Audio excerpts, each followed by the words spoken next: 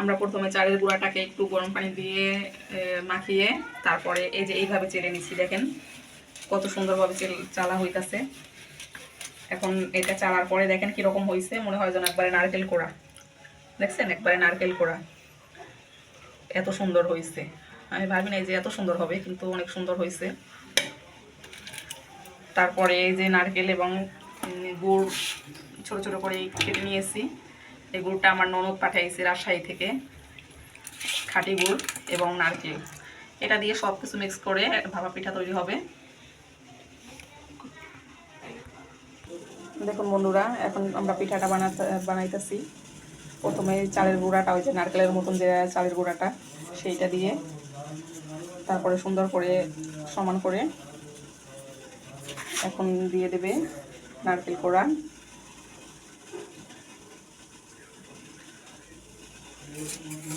তারপরে এখন দিয়ে দেবে গুড়।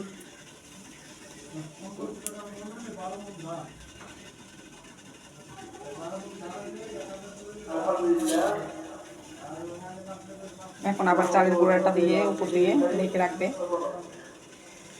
ভাপা পিঠাটা আমার হাজবেন্ড খুবই সুন্দর করে বানায়।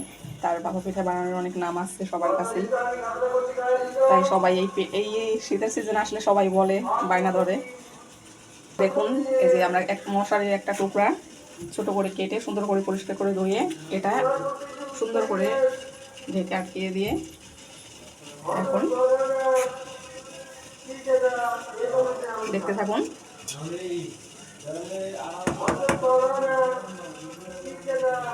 দেখতেই পাচ্ছেন যে কত সুন্দর হয়েছে। এখন এটাকে মশারির ইটা দিয়ে সুন্দর করে ঢেকে রাখবে। এখন আবার 1 মিনিট পরে আমরা ফিরে আসবো, পিঠাটা সম্পূর্ণ হয়ে যাবে। বন্ধুরা, এখন আমরা দেখবো যে পিঠাটা হয়েছে কিনা। একটু ঘুরে দেখি, আর একটু হবে। আবারও হাত দিয়ে দেখবো যে পিঠাটা হয়েছে কিনা। হ্যাঁ, আমাদের পিঠাটা কমপ্লিট। তো এখন আপনারা দেখেন যে পিঠাটা কত সুন্দর হয়েছে, দেখতেই পাচ্ছেন। দেখেন আমাদের কতগুলো পিঠা হয়ে গেছে এবং খুব সুন্দরভাবে হয়েছে। একটা পিঠা ভাঙে নাই, কিছু হয়নি। আমরা আরেকটা পিঠার জন্য আবার প্রস্তুতি নিতেছি। এখন সে সব কিছু কমপ্লিট করতেছে। প্রথমে চালের গুঁড়াটা আবার দিয়ে দিল, এখন দিয়ে দেবে নারিকেল কোড়া, গুড়,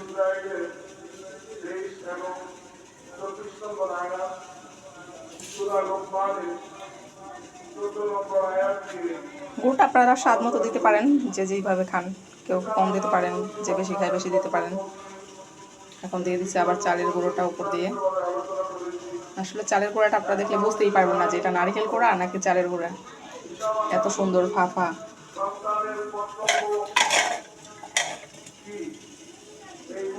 আমার হাজবেন্ডই পিঠাগুলো বানায়, আমি একটু হেল্প করি।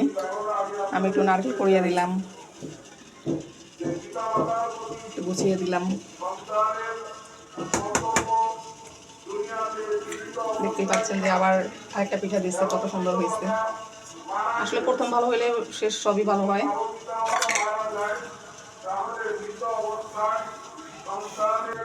বন্ধুরা দেখেন, সে পিঠা বানাইতেছে, তার কোলে উপর দিয়ে লাফ দিয়ে উঠে তার কাঁধে যাই বসে আছে বিড়ালগুলা। আসলে ওর মাথা নষ্ট হয়ে যায়, কিভাবে তার কোলে উঠবে, কিভাবে তার ঘাড়ে উঠবে, তার আদর খাবে কিভাবে। সে আবার আরেকটা পিঠা বানানোর জন্য প্রস্তুতি নিচ্ছে।